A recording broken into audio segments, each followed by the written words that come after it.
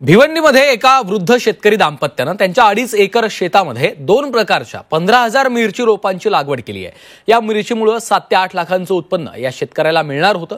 वातावरणातल्या बदलांमुळे पिकांवर कीटकनाशकाची फवारणी करावी लागते आणि याचा आढावा घेतला आहे आमचे प्रतिनिधी उमेश जाधव यांनी।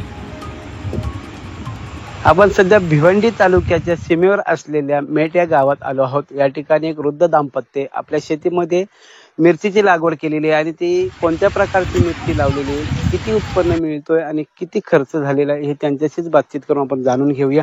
बाबा, काय सांगाल, कोणत्या प्रकारची मिरची आणि किती एकरात लावलेली आहे? मिरची 2-2.5 एकरात लावलेली आहे। कोणत्या प्रकारची? 930 आणखीन ही काळी। अच्छा, किती रोप लावली? 15,000 रुपये लावले। किती खर्च आला आजपर्यंत यासाठी? आजपर्यंत याच्यासाठी 1.5 लाखाच्या वर खर्च गेला। जी मिरची तुमची काय निघायला लागले का? काय बहर आलाय? थोडी निघायला लागले 930। अच्छा, किती आतापर्यंत किती निघालं?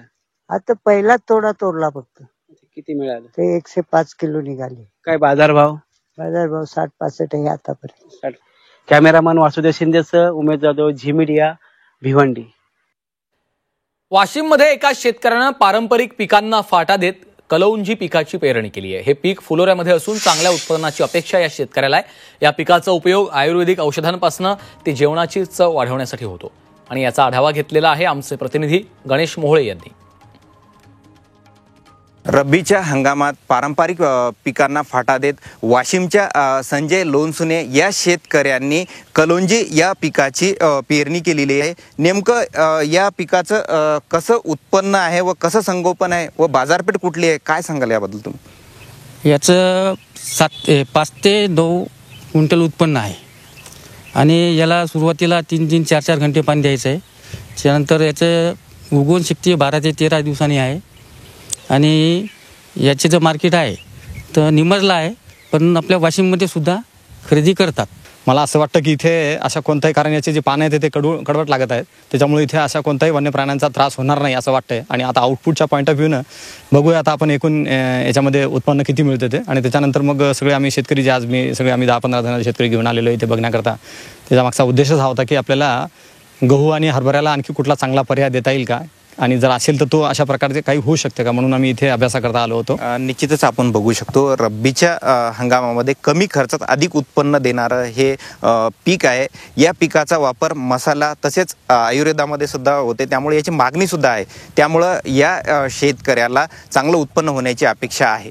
Ganesh Mohole, Zee media, Washim. नंदुरबारमध्ये विदेशी पालेभाज्या असलेल्या ब्रोकोलीचा यशस्वी प्रयोग केलाय। नंदुरबारच्या कृषी विज्ञान केंद्रामध्ये प्रथमच ब्रोकोली या पालेभाज्याची यशस्वी शेती करण्यात आली आहे। विदेशी पालेभाज्यांची मागणी देशामध्ये दिवसेंदिवस वाढत चाललेली आहे। ब्रोकोलीची लागवड आपण साधारणतः नंदुरबार जिल्ह्यामध्ये हिवाळ्यामध्ये करू शकतो। सगळ्यात अगोदर ब्रोकोलीची आपल्याला रोपं तयार करायची असतात आणि रोपं तयार करायसाठी आपण जवळपास ऑक्टोबर महिन्यात रोपं तयार करायला सुरुवात करत असतो। रोपाचा अवधी जर बघितला आपण तर आपल्याला 21 दिवसात याची रोपं तयार होतात आणि रोपं तयार झाल्यानंतर आपण लगेच त्याचं लावणी करत असतो। लावणीनंतर साधारणतः ब्रोकोली लागायला 80 ते 100 दिवस लागतात आणि जर भावाचं जर बघायचं झालं तर जवळपास आपल्याला 80 ते 100 रुपये आपल्याला प्रति किलो या ब्रोकोली पिकाला भाव मिळतो। जे आता सध्या जर नंदुरबारच्या मार्केटमध्ये जर आपण बघितलं तर तुम्हाला ब्रोकोली बघायला मिळत नाही।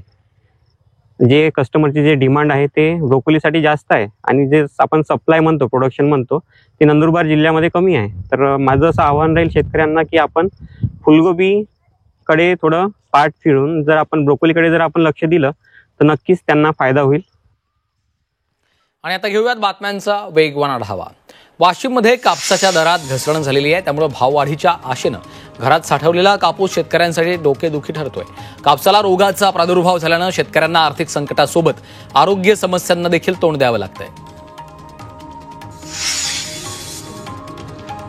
लसणाच्या दरात मोठी घसरण झालेली आहे। सांगली कृषी उत्पन्न बाजार समितीमध्ये लसणाची आवक चांगल्या प्रमाणात होते, त्यामुळे सध्या 1 किलो लसणाला 200 रुपयांचा भाव मिळतोय। तर एप्रिल नंतर लसणाचे दर पुन्हा वाढतील असा अंदाज व्यापाऱ्यांनी व्यक्त केला आहे।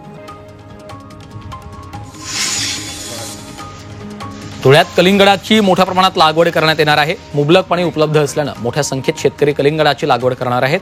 कलिंगडाच्या लागवडीसाठी पारंपरिक पद्धतीला फाटा देत शेतकऱ्यांनी मल्चिंग पेपरचा वापर केला आहे. धुळ्यातील सातपुड्याच्या डोंगर रांगांमध्ये आणि पायथ्याच्या परिसरात आंब्याचा मोहर बहरलाय.